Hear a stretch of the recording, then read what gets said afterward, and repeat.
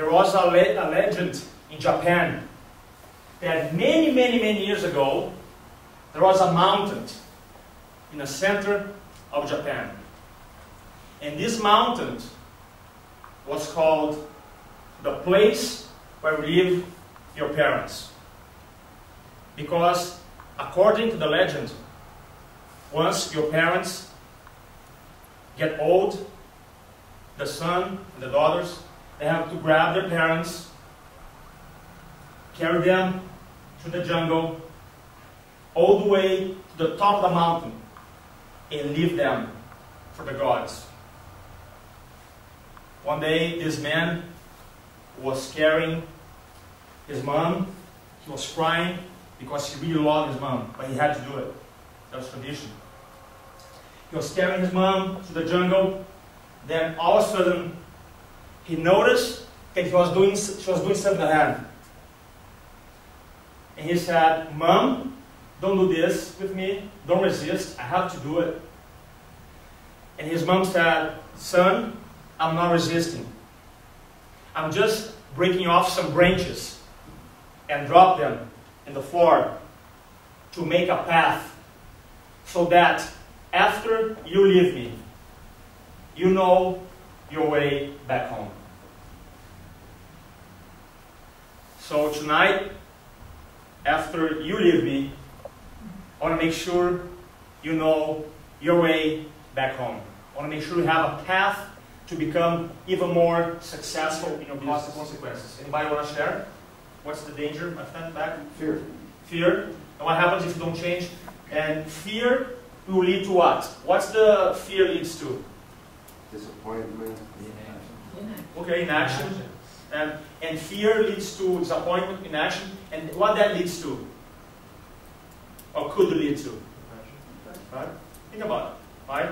The only reason I ask this question is not to be mean, is because I want to make sure you have a breakthrough today and say, "You know what? I want to make a decision to change this."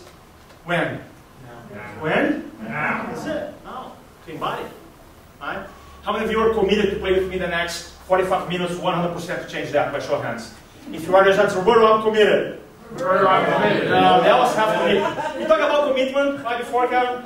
Let's say this. I mean, I believe to be successful, you got to be committed. Say, "Look, I'm going to put 1 hour a week, but I'm going to commit to it. I'm going to put 3 hours a week, but I'm going to commit to it." Now imagine your boyfriend, girlfriend, and spouse call you up today and say, they're in Vegas, to a business trip. They call from Vegas, right? And you're here in a meeting, and they say, "Baby, I love you so much. I miss you so much. You know what? And I am 95% committed to you." Is that good?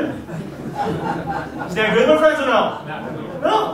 What's the lesson? Either we are committed or we are not. We are not committed, right? So how many of you are committed to make sure the next half an hour is really powerful so guys learn something? If you are, raise your hand and say, "Roberto, I'm committed." Roberto, I'm committed. There you go. I love that.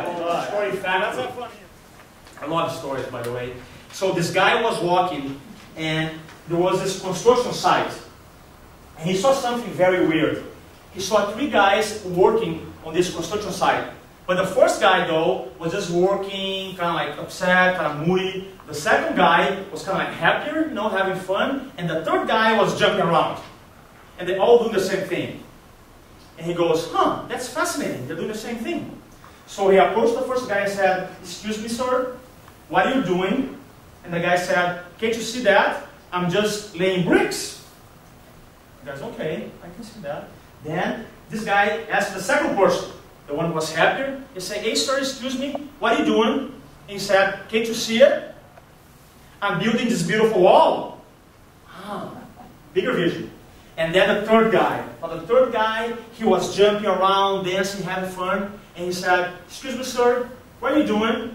And he said, "I'm building a school. And this school will be able to educate many kids in my community, including my son." They are all doing the same thing. But the third person had a bigger what? A bigger vision. What kind of vision you have for your business? What kind of vision you have for relationships? Your vision must be compelling enough so every single day you wake up, you cannot wait. Sales leadership, they have an unstoppable belief system. Now, question for you. What is a belief? If I ask you, what is a belief? Who can tell me what's a belief? A belief is what? Is a thought. Very good. What else? What is a belief, my friends? Conviction. A conviction. Very good. Now, what is the difference between a belief and a thought? You got to understand this. If you really understand this today, you'll change your life. Promise. What is the difference between a thought and a belief? So let's, instead of me telling you, let's experience. Close your eyes, everybody. Just don't sleep on me, please. Right? Now, take a deep breath, everybody. Relax. Now, I want you guys to imagine there's a big blue elephant, massive, with pink wings, flying around above this hotel.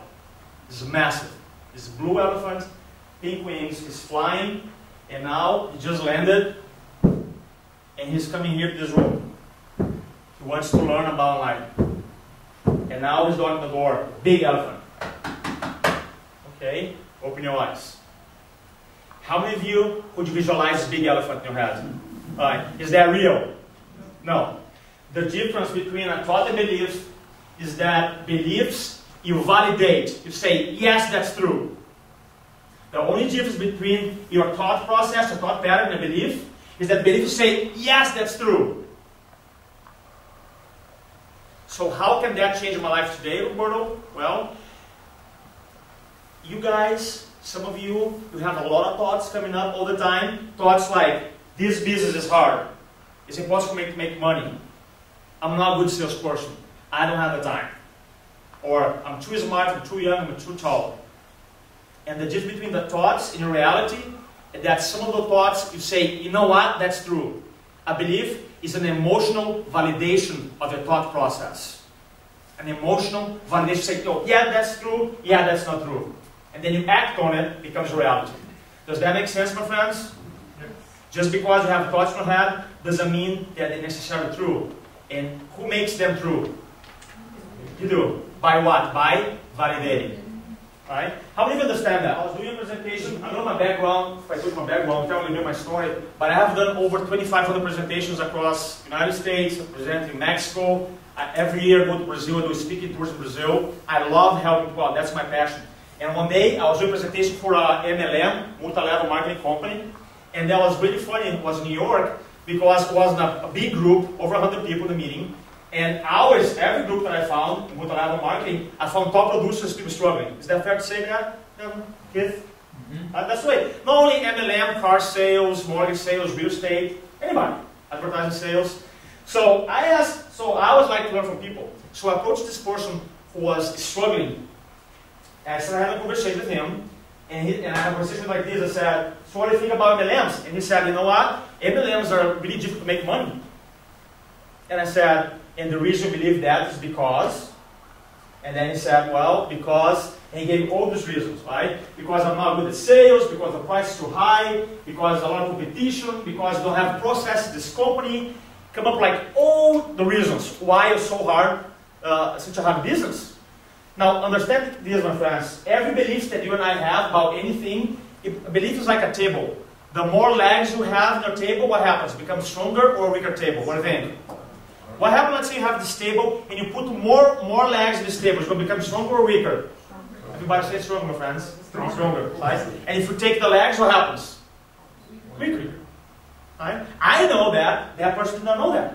So, okay, that's interesting. Same group, same New York. I asked a different person, say, how do you feel about this business? And he said, no, Roberto, MLM, this company offers amazing opportunity. I say, and the reason you believe that is because, and he said, well, because I believe in my product, because I impact the lives of many people, because it's very easy, just follow the system, there is no competition, because I have a unique product, right? That's what he said.